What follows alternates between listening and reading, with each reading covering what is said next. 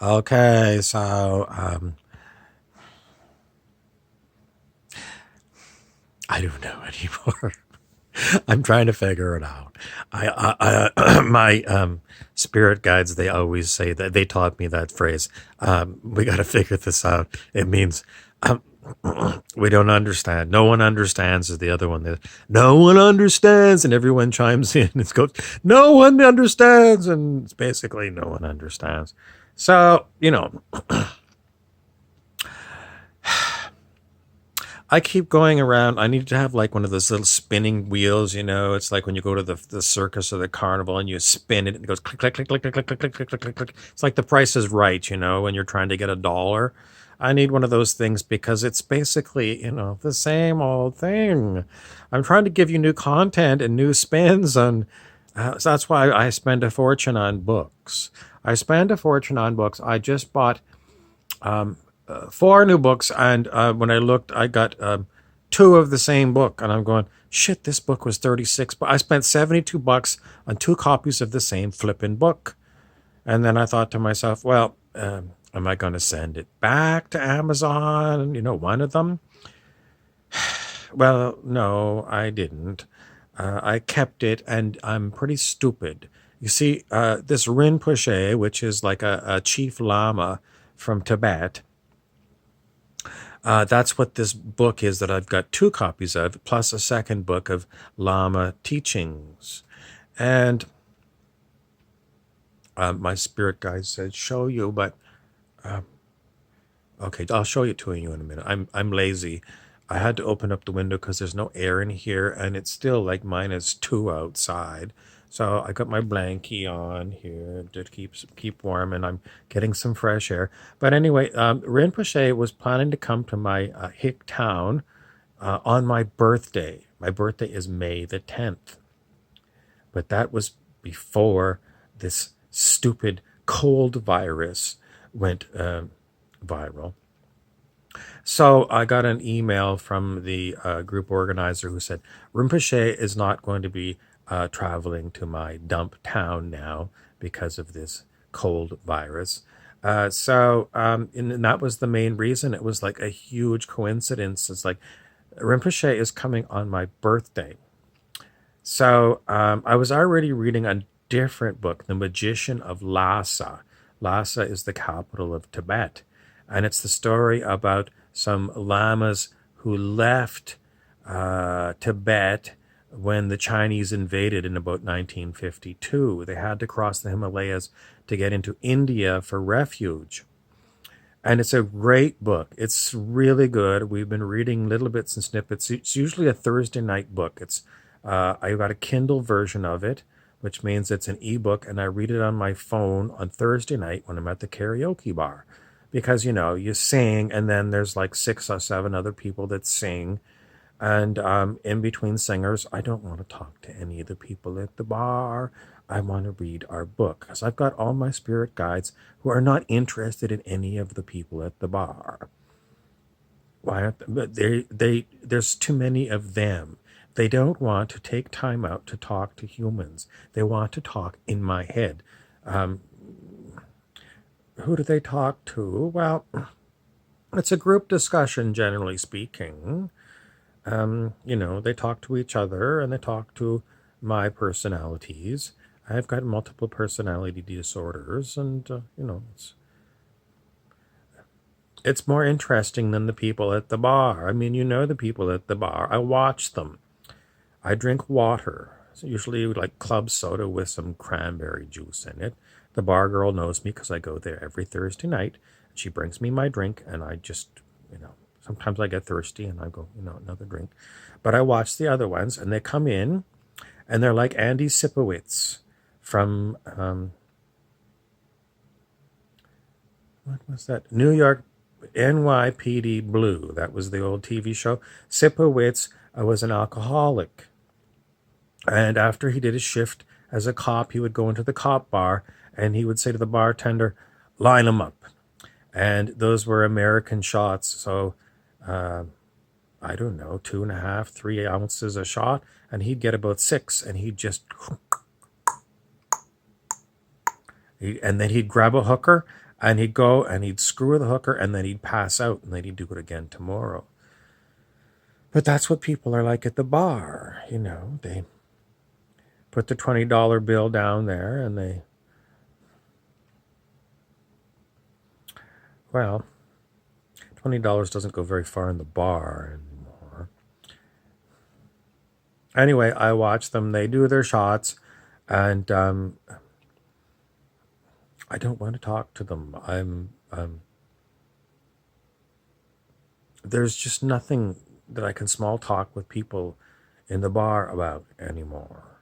When I was 19, I could small talk at the bar because it was new and it was, or maybe when I was 18 and I was sneaking into the bar without ID. It was so exciting, but now, no, it's incredibly dull, and I can't make small talk anymore. I'm quite a bore myself. Anyways, what was I talking about? We talked about Andy Sipowicz, alcohol. Oh, The Magician of Lhasa book. It's very good. It's a two-parter because it talks about the llamas, 1952, and then high tech in California. It's a little bit old because they don't have smartphones, so it must have been written before the smartphone came up, but they definitely they were working on high tech stuff, and it's kind of a tie-in between more or less modern day. It's not really Silicon Valley, it's Los Angeles, and I don't understand that. It should have been in like San Jose or something, but it's set in Los Angeles. And I don't know, maybe we're halfway through the book. It's very good.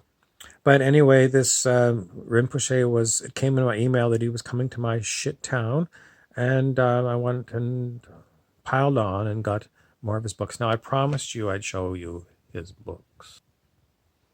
Okay, so here it is. This is the Rinpoche that was as a boy. He's an old man now. And I'm sorry, why do they make these books so shiny? It's very difficult for you to read it. A Tulku's Journey from Tibet to Canada by Zazep Tulku Rinpoche. That's the first copy of it. And I told you I got 2 copies of it. There's 2 copies. And then I got this one, which is about the Tibetan teachings. And it says, Gilug Mahamudra, eloquent speech of Manjushri Zazep Tulku Rinpoche. I don't know if you can see that.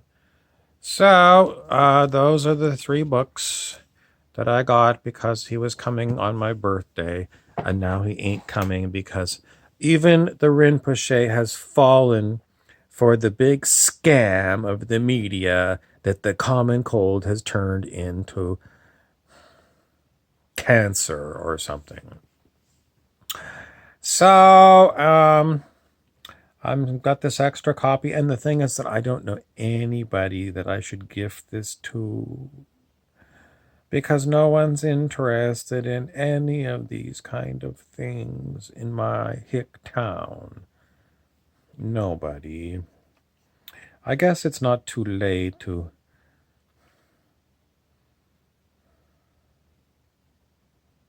Well, I mean, there's this small group that invites the Rinpoche. The story goes, the reason he's involved with my hick town is that he had a dream about this town from, I don't know if he was in Dharamsala, India. Probably that's where, their usual base is around the Dalai Lama. But he had a dream about this place and somehow figured out that this is the place. And that's why he comes here maybe once a year. Strangely, the Lamas all had to leave Tibet.